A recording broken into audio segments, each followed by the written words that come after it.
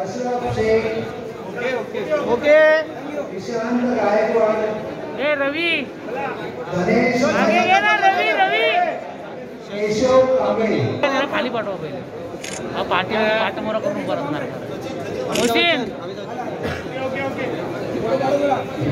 थांबले सचिन इकडे बघ सचिन मानेनंतर छत्रपती शिवाजी महाराज की जय, छत्रपती शिवाजी महाराज की जय।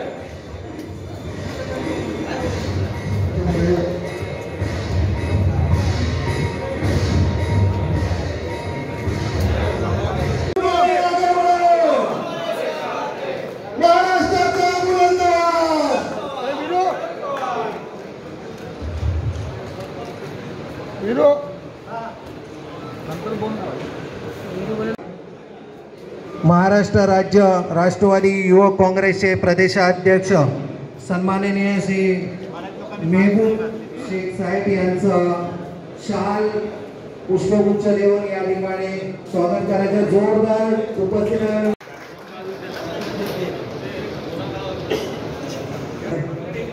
जितेंद्र नगरसेवक जितेंद्र पाटील यांचे या ठिकाणी स्वागत करायचं।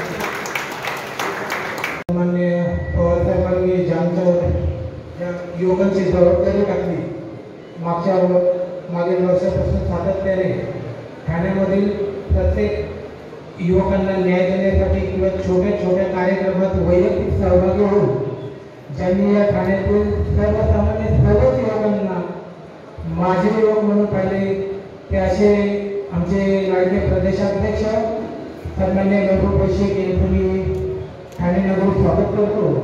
आणि या काय झालंय एक सामान्य कार्यकर्ता म्हणून सर्वांच्या मागे कुठेतरी गर्दीत उभारून आवाज आहेत नजीब भाई, त्यानंतर माझ्या जे पक्षाचे ज्येष्ठ नेते जे कोणी ठाण्यात आले त्यांच्यासाठी घोषणा देणारा मी आज पहिल्यांदा तुमच्यासमोर या त्यामुळे काही चुकी होऊ शकते, परंतु एक सर्वसामान्य घराचा मुलगा या मंचावर उभा राहू शकतो ते फक्त राष्ट्रवादी व काँग्रेसचा कार्यकर्ता म्हणून राष्ट्रवादी व काँग्रेस पक्षाचा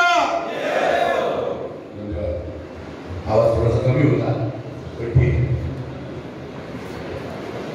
राष्ट्रवादी युवक काँग्रेसच्या रोजगार विभागाची जबाबदारी मला देण्यात आली। आदरणीय मेहबूब शेख यांनी मला जबाबदारी दिली।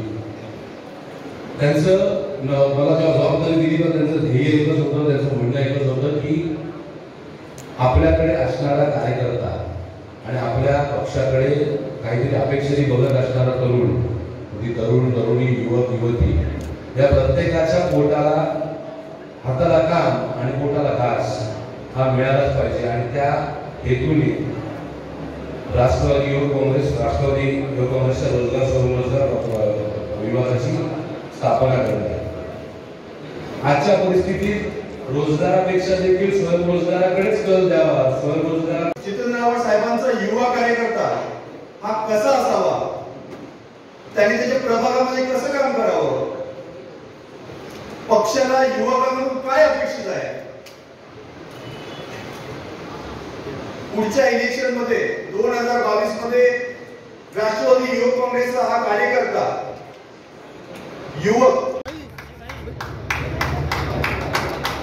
काय पाठवून एक नंतर घेतो ए बाबा मोबाईल दादा मोबाईल गजा मागे मी मोबाईल। अरे हाय यार तू काय करतो यार खाली कार्यकर्ते दुपारपासून या ठिकाणी बसून आहे आणि आपल्या सगळ्यांची आगमनाची वाट पाहत आहे, म्हणून आपण समजून घेतलं पाहिजे की ठरवून ज्या वेळेला सबंध मुस्लिम समाज हा NRC आणि CAच्या विरोधात रस्त्यावर येतो, हिंदू समाज मात्र त्याला पाठिंबा देतात आणि शाहीद मागचं आंदोलन हे महाराष्ट्रातल्या देशातल्या खेड्यापाड्यापर्यंत जातं। त्यावेळेला महाविकास आघाडीचं सरकार हे महाराष्ट्रामध्ये आलेलं असतं आणि वारिस पठाण नावाचा एक माजी आमदार हा महाराष्ट्रात असून महाराष्ट्रात बोलत नाही तर तो कर्नाटकमध्ये जातो, जिथं भारतीय जनता पार्टीचं सरकार आहे तिथं जातो, तिथं ठाण्यामध्ये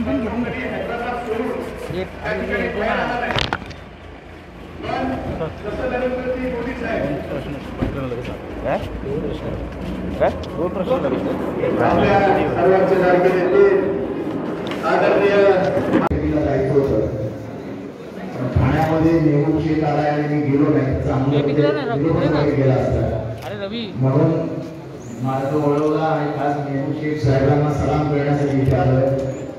इथे विशाल कामकर आणि टीम चांगलं काम करते नेहरू शेखनी आणि मला वाटतं की विशाल थोडंसं अजून आक्रमक होऊन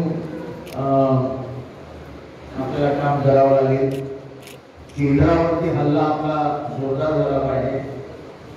राज्यात आपली सत्ता असताना आपण म्हणजे राज्याचे काही निर्णय चुकत असले तरीही आपण आंदोलन केलं पाहिजे. हे शिकाण इथला जेव्हा आपण ठाण्याचं क्लस्टर पारित करून घेतलं तेव्हा क्लस्टर पारित करत असताना इथे आपण आमरण उपोषणाला बसलो होतो. ते आमरण उपोषण जेव्हा चालू होतं तेव्हा मुख्यमंत्री पृथ्वीराज चव्हाण तेव्हा आपण आंदोलन केलेलं, आपण मोर्चा काढलेला. कारण हे आहे आपण मोर्चा काढला होता मुंबईला मुलुंडला अडवला 25,000 लोक आपण मोर्चात काढले होते. तेव्हा चांगलं काम करा. नेहरू चांगली पक्षपाती करतोय त्याच्याबद्दल त्याचंही अभिनंदन करतो. तुम्हा सगळ्यांचं अभिनंदन करतो आणि नेहरू आणि तुमचा मेळावा पुढे चालू होत्या मी माझ्या कामासाठी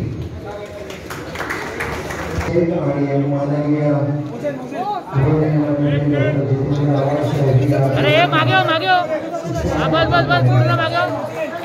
हे विरू समोर विरू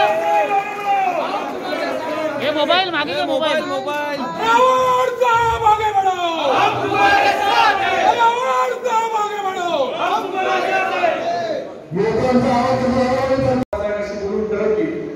पण तुम्ही अशी ताकद निर्माण करा की आवाज देखील वाटलं पाहिजे की साहेब आता हा जागा राष्ट्रवादी युवक काँग्रेसच्या पदाधिकाऱ्यांनी एवढी ताकद निर्माण केली की त्याच्याशिवाय दुसरा माणूस सुद्धा निवडून येऊ शकत नाही.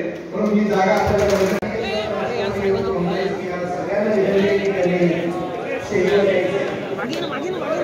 मागे मागे मागे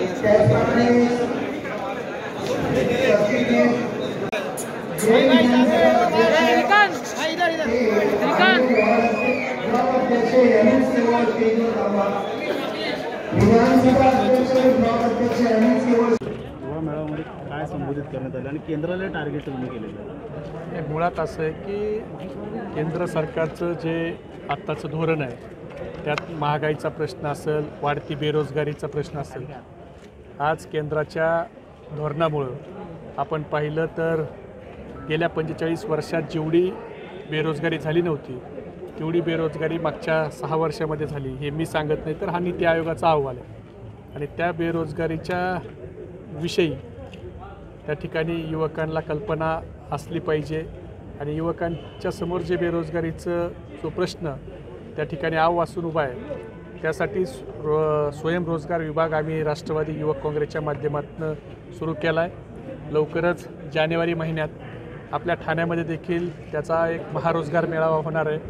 आत्ता देखील एक महारोजगार त्या ठिकाणी निर्मिती कौशल्य विकास विभागाच्या मार्फत आदरणीय पवारसाहेबांच्या वाढदिवसाला नवाबभाई मलिक यांनी 80,000 तरुणांना रोजगार देण्याचा जो संकल्प केला आहे त्यामध्ये आज 1,79,000 युवकांनी त्या ठिकाणी रजिस्ट्रेशन केलं आहे आणि लवकरच मार्च महिन्यामध्ये ते देखील 80,000 युवकांना महाविकास आघाडी सरकारच्या माध्यमातून रोजगार देण्याचा आमचा राष्ट्रवादी युवक काँग्रेसचा प्रयत्न असणार आहे.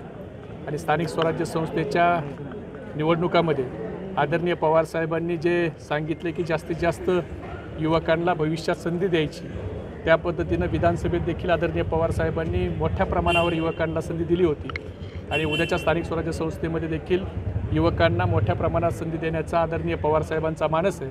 त्या दृष्टीनं युवकांचं संघटन हे बूथ कमिटीपर्यंत त्या ठिकाणी असलं पाहिजे. म्हणून आज आम्ही महाराष्ट्रभर 1 बूथ 10 यूथ ही संकल्पना घेऊन त्या ठिकाणी युवकांच्या समोर जातो आहे. प्रत्येक बूथवर युवकचे 10 पदाधिकारी हे असले पाहिजेत आणि त्यांच्या माध्यमातून त्या बूथच्या भागातील युवकांच्या असतील नागरिकांच्या समस्या ह्या सोडवल्या गेल्या पाहिजे, यासाठी राष्ट्रवादी युवक काँग्रेस महाराष्ट्रभर काम करते. टेक्निकल इन्स्टिट्यूट आणि IT मध्ये मोठ्या प्रमाणात बघायला गेलं तर युवा वर्ग आहे आणि त्याच अजूनही काही पवारसाहेबांनी नवमंडळांनी म्हटलेलं आहे की ह्या सुधारण्याच्या गोष्टी भविष्यात त्या कुठेतरी मार्गी लागू शकतात. त्यामुळे कसं बघतं त्याकडे? नाही, आता मी अगोदरच सांगितलं आपल्याला सगळ्या क्षेत्रात आता बेरोजगारीचं प्रमाण वाढत चाललं आहे. त्याला केंद्र सरकारचं धोरण जबाबदार आहे. निर्मला सीतारामनजीनं गेल्या वर्षी झालेल्या अर्थसंकल्पात स्वतःहून सांगितलं की देशात 6,32,000 कंपन्या ह्या बंद पडल्या. ह्या केंद्र सरकारच्या एकमेव जे धोरण आहे, जे अर्थहीन धोरण केंद्र सरकारचं आहे, त्यामुळं त्या कंपन्या बंद पडल्यात आणि ह्या बंद पडलेल्या 6,32,000 कंपन्यामधनं जवळपास 6,90,00,000 युवकांचा रोजगार हातचा गेला. तर ही खूप मोठं त्या ठिकाणी आव्हान असणार आहे सगळ्याच राज्याच्या समोर की केंद्र एकीकडं अशा धोरण स्वीकारते जेणेकरून कंपन्यावाल्यांना काम करणं मुश्किल होईल. त्या ठिकाणी खाजगीकरण करण्यावर मोठा भर एकंदरीत केंद्राचा दिसतोय. चांगल्या चांगल्या संस्था LIC सारख्या असतील, एअर इंडियासारख्या असतील, आता ह्या केंद्राने विक्रीला काढल्या. या सगळ्याच्या अनुषंगानं आज या देशातल्या युवकांच्या समोर स्वतःच्या भविष्याची एक चिंता आहे आम्हाला फिरताना दिसते. त्याच्यावर मार्ग काढण्यासाठी आम्ही आता स्वयंरोजगार युवकांनी स्वतःच्या पायावर त्या ठिकाणी उभा राहिलं पाहिजे म्हणून त्याला व्यवसायाचं मार्गदर्शन देण्यासाठी आम्ही स्वयंरोजगार विभागाची स्थापना केली आणि ओंकार माळी यांना त्या विभागाचा आम्ही प्रमुख नेमलेलं आहे. त्या माध्यमातून आमचा प्रयत्न आहे की जास्तीत जास्त युवकांच्या हाताला काम मिळावं. सर, एकीकडे बघलं आंदोलन की क्लस्टरचा प्रश्न हा केंद्र सरकारशी संबंधित आहे. पेट्रोल डिझेलच्या महागाईचा प्रश्न हा केंद्र सरकारशी संबंधित आहे. महाविकास आघाडी म्हणून काँग्रेस, राष्ट्रवादी काँग्रेस आणि शिवसेना सत्तेत आहे. महाविकास आघाडी म्हणून राज्य पातळीवरचे जे काही प्रश्न आहेत ते आमचं सरकार म्हणून आमचे मंत्री हे त्या ठिकाणी प्रामुख्याने सोडवू शकतात. इथं आव्हाडसाहेब असतील, शिंदेसाहेब असतील, हे मंत्रिमंडळात बसलेले आहेत. राज्याचे प्रश्न ते सोडवू शकतात. पण केंद्राच्या प्रश्नावर जर केंद्र सरकार त्या ठिकाणी जाणीवपूर्वक दुटप्पी भूमिका घेणार असेल तर राष्ट्रवादी युवक काँग्रेस निश्चित त्याच्या विरोधात रस्त्यावर होतं. सर, शेवटचा प्रश्न आहे. तर आता मी तुमच्याशी बोलायचं म्हणून मास्क काढलेला आहे. नसता आम्ही सगळे कार्यकर्ते हे माझ्याकडे मास्क खिशातच आहे आणि सगळे कार्यकर्त्यांच्याकडे पण मास्क आहे आणि सोशल डिस्टन्स जे पोलिसांनी सांगितलं होतं. खरं तर ही आमची प्रमुख कार्यकर्त्याचा संकल्प मेळावा होता. आम्ही जर मेळावा घ्यायचं म्हणलं असतं तर कदाचित त्याच्यापेक्षा अनेक पटीनं गर्दी झाली असती. पण प्रमुख कार्यकर्त्याशी आम्हाला संवाद साधायचा असल्यामुळं आम्ही पोलिसांनी सांगितलेल्या नियमाप्रमाणे सोशल डिस्टन्सिंगचं पालन करून ते कार्यक्रम घेतलेला आहे. हा कार्यक्रम अगोदर मी आपल्याला सांगितल्याप्रमाणे युवक राष्ट्रवादी काँग्रेस पक्षाची जी आमची संकल्पना येणाऱ्या स्थानिक स्वराज्य संस्था आणि लोकसभा आणि विधानसभेच्या निवडणुकीवर 1 बूथ 10 यूथ, तर त्या अनुषंगानं बांधणी करण्याच्या संदर्भातल्या सूचना पदाधिकाऱ्यांना देणं आणि त्या संदर्भात आम्ही जे रोजगाराचे विविध माध्यमातून रोजगाराच्या देण्याचा जो प्रयत्न करतो आहे, रोजगार त्याची माहिती देणं आणि संघटनात्मक बूथ पातळीवर 10 युवक एका बूथवर असणं, याच्यासाठी राष्ट्रवादी युवक काँग्रेसचा आम्ही राज्यभर हे अभियान राबवतो. त्याचाच भाग म्हणून आज ठाण्यातल्या पदाधिकाऱ्यांशी आज चर्चा केली. आगामी निवडणुकीचे कसे प्रकार आगामी निवडणुकीमध्ये युवा सेना कशी काम करणार आहे? तुमचे युवा असेल तर काय आता त्याच्या संदर्भातले वरिष्ठ पातळीवर नेते मंडळी निर्णय घेतील. पण आमचा प्रयत्न हा आहे की प्रत्येक ठिकाणी आमचा युवकचा कार्यकर्ता हा एवढ्या त्यांनी ताकद निर्माण करावी की तो निवडून आला पाहिजे आणि शेवटी महाविकास आघाडी होताना देखील ज्याचा कॅन्डिडेट निवडून येईल त्यालाच त्या ठिकाणी उमेदवारी महाविकास आघाडीकडनं दिली जाईल. म्हणून आमचा प्रयत्न असा आहे की जास्तीत जास्त पवारसाहेबांची जी भूमिका आहे की युवकांना राजकारणात स्थानिक स्वराज्य संस्थेत संधी द्यायची, म्हणून आम्ही युवकांनी जास्तीत जास्त आपल्या वार्डामध्ये त्या ठिकाणी संघटना बांधणी केली पाहिजे, जेणेकरून उद्या जर महाविकास आघाडीचा सर्वे झाला तर त्या सर्वेमध्ये जे निवडून येणारे उमेदवार आहेत त्यात युवक काँग्रेसचे, राष्ट्रवादीचे जास्तीत जास्त उमेदवार असावेत अशी आमची इच्छा आहे. त्याच्यासाठी हा प्रयत्न आहे.